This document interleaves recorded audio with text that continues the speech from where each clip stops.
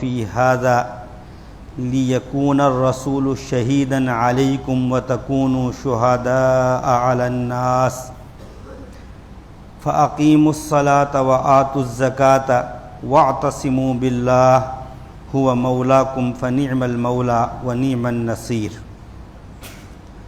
صدق اللہ العلی العظیم۔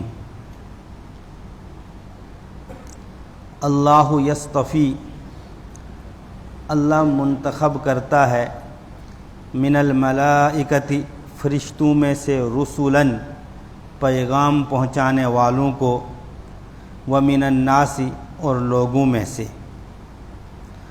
ان اللہ، بلا شبہ اللہ، سمیع، سننے والا ہے، بصیر، دیکھنے والا ہے۔ یعلم، وہ جانتا ہے، ما بین ایدیہم، جو ان پیغمبروں کے سامنے ہے، وما خلفہم، اور جانتا ہے ان چیزوں کو جو ان پیغمبروں کے پیچھے ہے۔ وإلی اللہ، اور اللہ ہی کی طرف، ترجع، لوٹائے جائیں گے، الامور، معاملات۔ یا ایھا الذین آمنوا، اے وہ لوگو جنہوں نے ایمان لایا، ارکعوا، رکوع کرو، واسجدوا، سجدہ کرو، واعبدوا ربکم، اپنے رب کی عبادت کرو، وافعلوا الخیر، اور بھلائیاں کرو، لعلکم تفلحون، تاکہ تم کامیاب ہو جاؤ۔ وجاہدوا فی اللہ حق جہادی، اور کوشش کرو اللہ کے دین کے سلسلے میں جیسے کہ اس کی کوشش کرنے کا حق ہے۔ هو اجتباکم، اس نے تم کو چن لیا ہے۔ وما جعل علیکم فی الدین من حرج، وما جعل، اور نہیں بنایا، علیکم، تم پر، فی الدین، دین میں، من حرج، کوئی تنگی، ملت ابیکم ابراہیم، پھیلاؤ اپنے ابا ابراہیم علیہ السلام کی ملت، دین کو، مذہب کو۔ هو سماکم المسلمین، اس نے تمہارا نام رکھا ہے مسلمان، من قبل، قرآن سے پہلی کتابوں میں، وفی ھذا، اور اس قرآن میں، لیکون الرسول، تاکہ رسول ہو جائے، شہیداً، گواہ، علیکم، تمہارے خلاف، وتکونوا، اور تم ہو جاؤ، شہداء، گواہ، علی الناس، لوگوں کے خلاف۔ فاقیموا الصلاۃ، تو تم قائم کرو نماز، وآتوا الزکاۃ، اور دو تم زکوٰۃ، واعتصموا، اور مضبوطی سے پکڑو، باللہ، اللہ کو، ہوا مولاکم، وہ تمہارا کارساز ہے، فنعم المولا، تو کتنا اچھا کارساز ہے وہ، ونعم النصیر، اور کتنا اچھا مددگار ہے وہ۔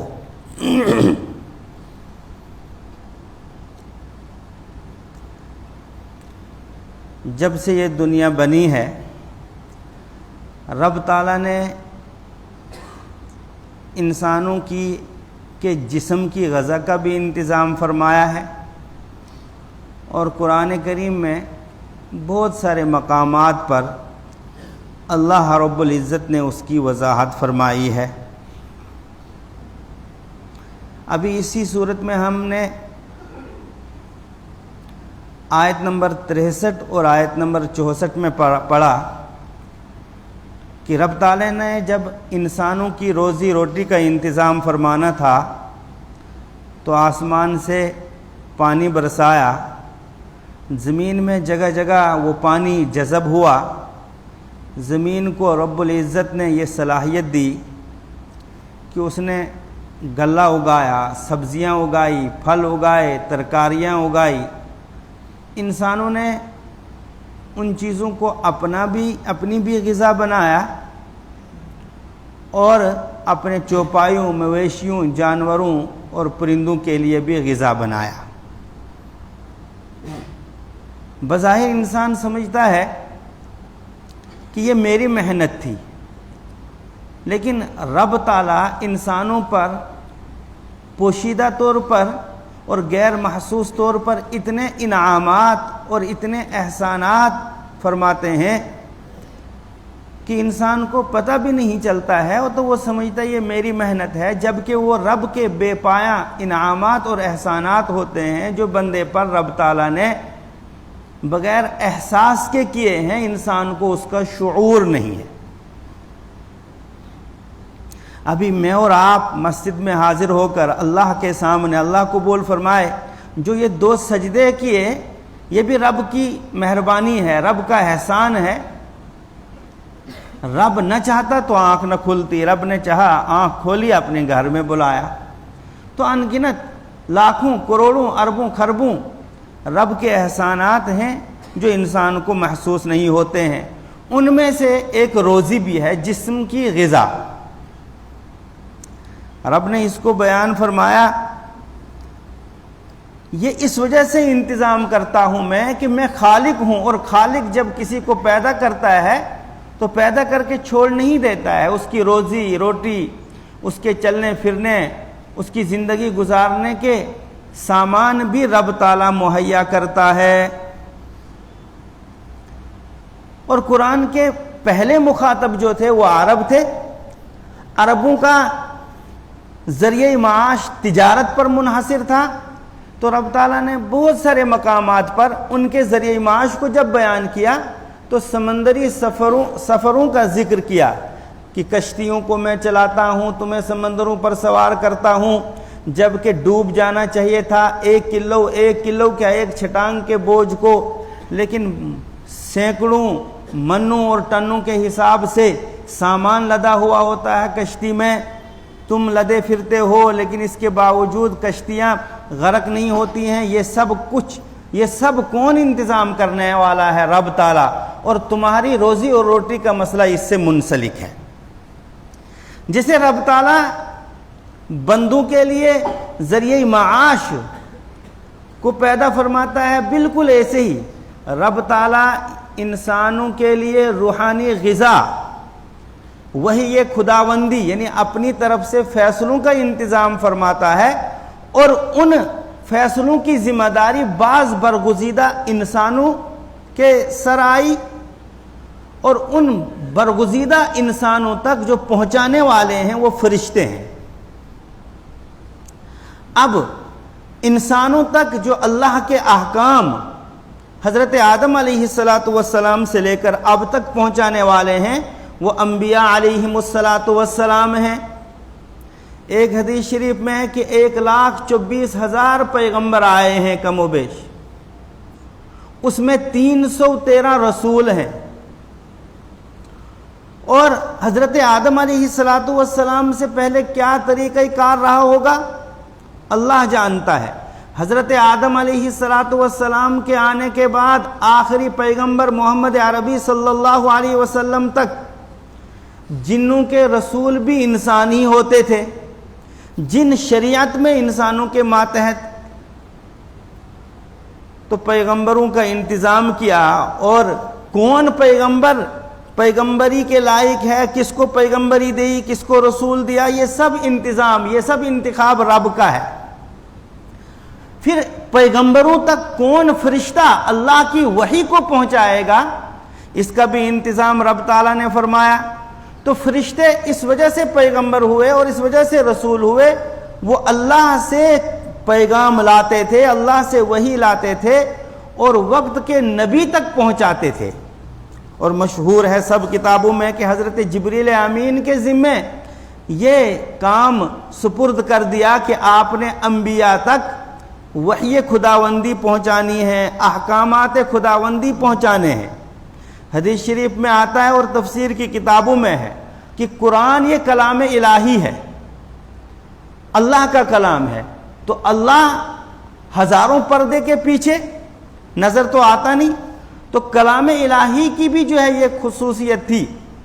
رب تعالیٰ نے اس کو لوح محفوظ میں لکھا، اور لکھنے کے بعد اس کو عرش سیدھا کعبہ کے اوپر، عرش کے نیچے بیت المعمور ہے، ایک ساتھ اس میں اتارا، حضرت جبریل امین کے حوالے کر دیا کہ جبریل امین سے فرمایا کہ اب ضرورت پڑنے پر وقفے سے آپ نے آخری نبی محمد عربی صلی اللہ علیہ وسلم پر اس کے احکامات کا نزول فرمانا ہے۔ جانتے ہیں سب 23 سال کے عرصے میں حضرت جبریل امین نے علیہ السلام آخری پیغمبر محمد عربی صلی اللہ علیہ وسلم پر اس قرآن کا نزول فرمایا، جو قرآن امت محمد کے لیے روحانی غذا بنا۔ جس نے اس کو قبول کیا، رب تعالیٰ نے اس کو پستی سے بالائی تک پہنچا دیا، اور جس نے اس کو قبول نہیں کیا، اگر وہ آسمان کی بلندیوں کو بھی چھو رہا تھا تو رب تعالیٰ نے اس کو ظلمت اور اندھیری کے گڈھے میں گرا دیا۔ اور یہ حدیث شریف بھی ہے کہ بہت ساری اقوام کو اللہ رب العزت نے اس قرآن کے ذریعے سربلند کر دیا، سرخرو کر دیا، کامیاب کر دیا، نیست سے ہست کر دیا۔ کوئی نام نہیں تھا، کوئی جانتا نہیں تھا، فقر و فاقہ کی زندگی گزار رہا تھا، گاؤں اور دیہات کا تھا، کوئی جاننے والا نہیں تھا، لیکن اس کے باوجود اللہ رب العزت نے جب اس قرآن کو سینے سے لگایا، اپنایا، تو اس کا نام روشن ہو گیا۔ اور جس بندے نے اس قرآن کو دور کر دیا اور اس قرآن کو نہیں اپنایا، کتنا ہی بڑا مالدار تھا، کتنا ہی بڑا دیندار تھا، کتنا ہی جو ہے اعلیٰ عہدوں پر تھا، کتنا ہی اس کو اپنی اولاد پر فخر تھا، اعلان کر دیا کہ نہ تیرا یہ دنیا تجھے کام آئے گا، نہ تیرا مال تجھے کام آئے گا، نہ تیری اولاد تجھے کام آ سکتی ہے، اس لیے کہ تیرے پاس دین نہیں ہے۔ آیت نمبر 75 اور آیت نمبر 76 میں جو ابھی تلاوت کی گئی، جن کا ترجمہ کیا گیا، اس میں یہی ہے کہ اللہ فرشتوں میں سے بھی پیغمبر بناتا ہے، یعنی پیغمبروں تک پیغام پہنچانے والے، اور یہ اللہ کا انتخاب ہے۔ اور اللہ انسانوں میں سے بھی رسول اور نبی بناتا ہے، جو لوگوں کو اللہ کا پیغام پہنچاتے ہیں۔ یہ اللہ کا پیغام ہے، اللہ ان کے پیغام کو سنتا ہے، اور اللہ رب العزت ان کے اس پیغام کو پہنچانے اور ماننے نہ ماننے اور ان کے احوال جو اگلوں کے ہیں اور خود ان پیغمبروں کے، ان کو دیکھتا ہے۔ اس کا مطلب یہ ہے اللہ رب العزت پیغمبروں کے حالات، فرشتے ہیں، ان سے بھی واقف ہے، انسانوں کے حالات سے بھی واقف ہے۔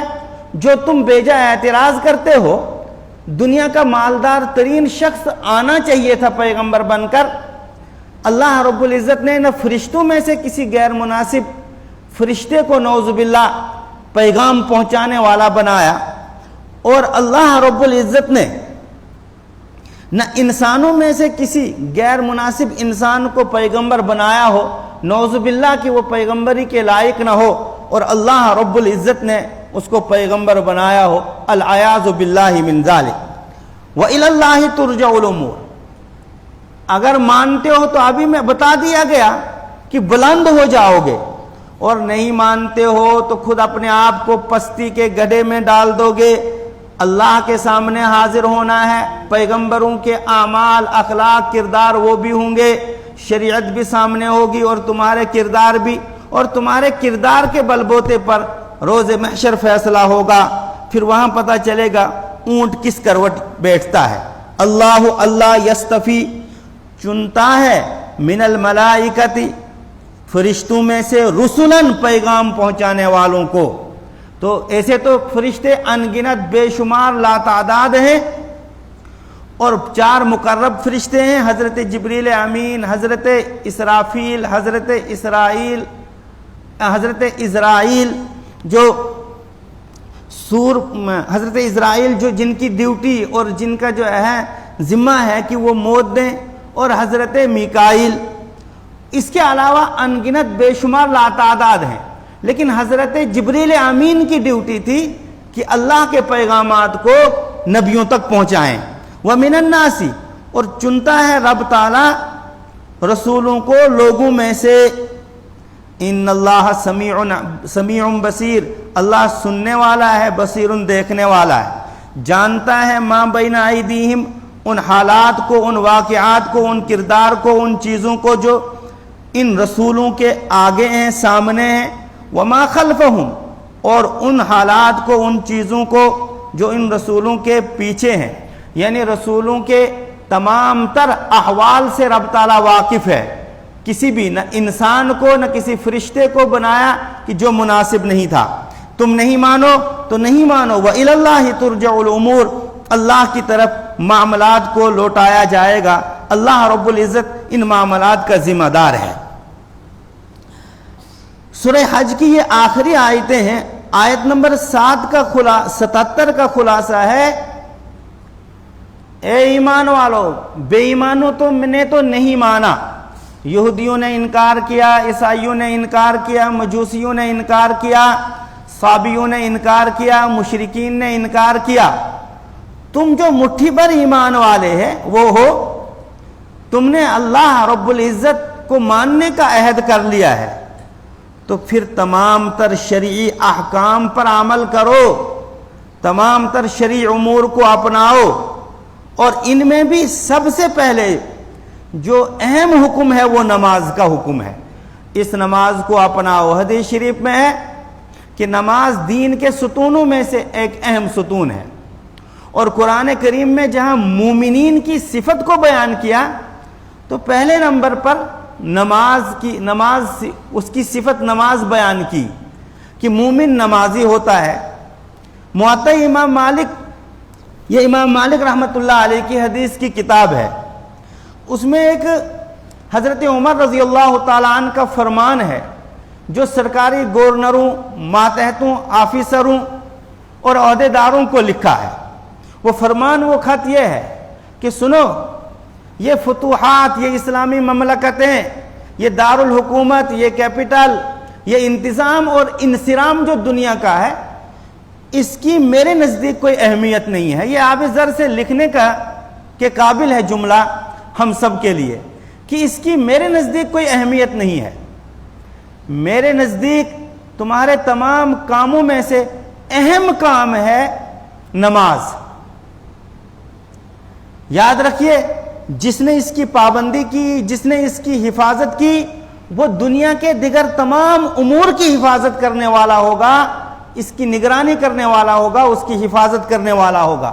کیونکہ وہ خالق کے حق کو ادا کر رہا ہے، تو یقینی طور پر وہ خالق نے جتنے پھر نیچے ماتحت پیدا فرمائے ہیں مخلوق کے حق کو بدرجہ اولا وہ ادا کر سکتا ہے.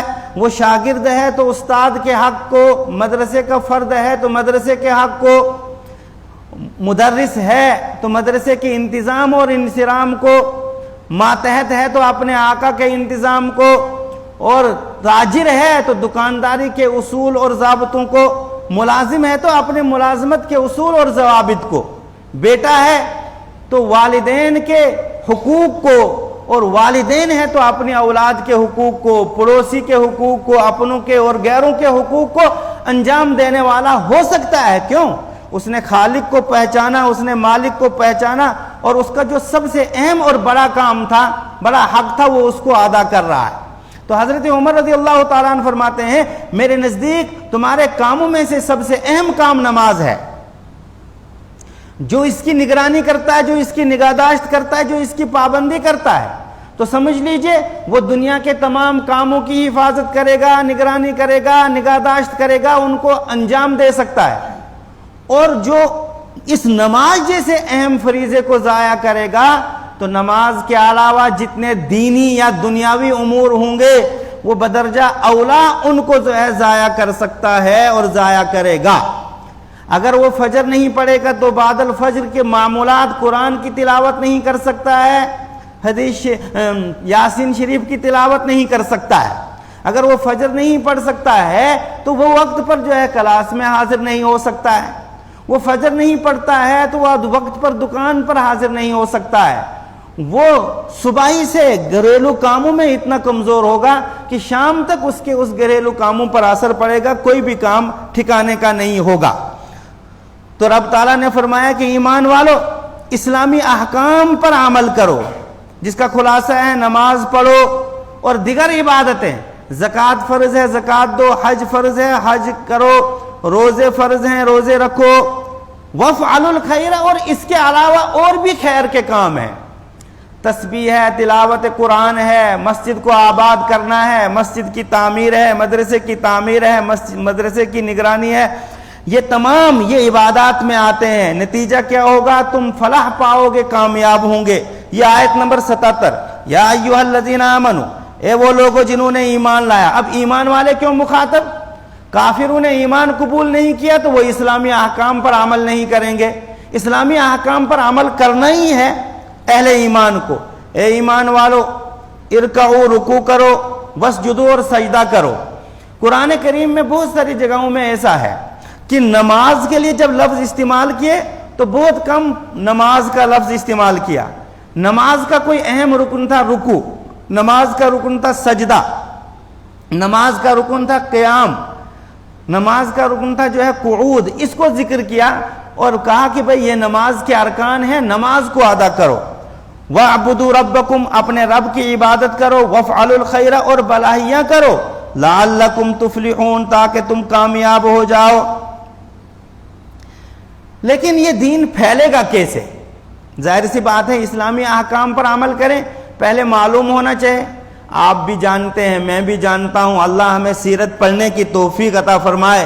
حجۃ الوداع تھا، حجۃ الوداع کے موقع پر رحمت عالم صلی اللہ علیہ وسلم نے اپنی ذمہ داری کو بخوبی انجام دینے کا اعلان فرمایا، اور اعلان فرمانے کے بعد کہا فَلْيُبَلِّغِ الْغَائِبَ الشَّاهِدُ، جو اس مجلس میں موجود ہیں، یہ اب آج کے بعد جو آتے رہیں گے قیامت تک، ان کے لیے تم مبلغ ہو، تم ان کے لیے جو ہے پیغمبر ہو، تم ان کے لیے فرستادے ہو، جیسے میں مبعوث کیا گیا تھا اس امت کے لیے، اب میرے بعد تم میرے امتی دیگر ان امتیوں کے لیے مبعوث کیے گئے ہو جو امتی یہاں موجود نہیں ہیں، قیامت تک تم ان کو دعوت دینا۔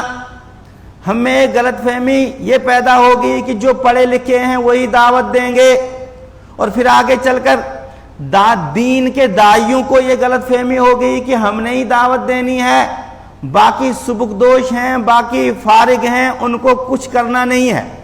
یہ صحیح بات ہے کہ زیادہ ذمہ داری پڑھے لکھوں کی ہے، پھر اس کے بعد ان لوگوں کی ذمہ داری ہے جو اس کام سے جڑ گئے، ورنہ تو گھر کا ہر بڑا فرد اپنے گھر کے لیے مبلغ، وہ گھر دوسرے گھر کے لیے مبلغ، اور وہ محلہ دوسرے محلے کے لیے مبلغ، اور ایک وقت ایسا آتا ہے کہ ایک فرد پورے عالم کے لیے مبلغ بن جاتا ہے۔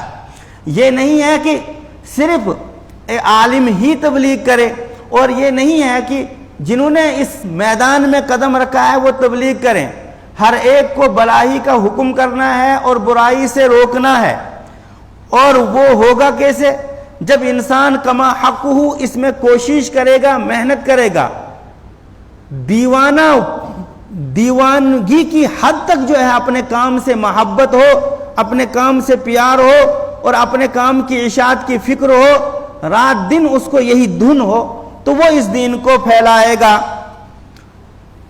وَمَا وَجَاهِدُوا فِي اللَّهِ حَقَّ جِهَادِهِ، کوشش کرو تو تم دین کے سلسلے میں، دین کی اشاعت کے سلسلے میں جیسے کہ اس کی کوشش کرنے کا حق ہے۔ 4 وجہ سے رب تعالیٰ نے تم کو منتخب کر لیا ہے، یہ رب کا انتخاب ہے کہ تمہیں ایمان کی دولت سے نوازا، اور جب ایمان کی دولت سے نوازا اور آخری پیغمبر محمد عربی صلی اللہ علیہ وسلم نے حجۃ الوداع کے موقع پر تمہارے کندھوں پر یہ ذمہ داری ڈالی، ورنہ تو سابقہ امتوں کے ساتھ یہ معاملہ نہیں تھا۔ جب کوئی سابقہ نبی چل بستا تھا تو پھر انتظار ہوتا تھا کوئی دوسرا نبی آتا، وہ دوسرا نبی جو ہے دعوت و تبلیغ کا کام کرتا تھا۔ لیکن اس امت کو یہ فضیلت ہے کہ قرآن نے خود آپ نے تو فرمایا ہی، قرآن نے فرمایا کنتم خیر امت اخرجت للناس، تم ایک بہترین امت ہو، تم لوگوں کے فائدے کے لیے مبعوث کی گئی ہو، پیدا کی گئی ہو۔ اب تم نے نبی کی روش پر قیامت تک چلنا ہے، دوسروں کو دعوت دینی ہے۔ یہ انسانوں کا انتخاب نہیں ہے، رب کا انتخاب ہی ہے۔ ہوا اجتباکم، اس نے تم کو منتخب کیا۔ اچھا یہ نہیں کہو گے بھئی وہ صحابہ تھے وہ کر پائے، وہ نبی تھے، نبی کا حوصلہ بڑا ہوتا ہے، ہم تو کمزور ہیں، ہم کیا کر پائیں گے؟ اللہ رب العزت نے دین میں تنگی نہیں رکھی ہے، جتنی آپ میں وسعت ہے، جتنی آپ میں طاقت ہے، جتنی آپ میں سکت ہے اتنا کرو۔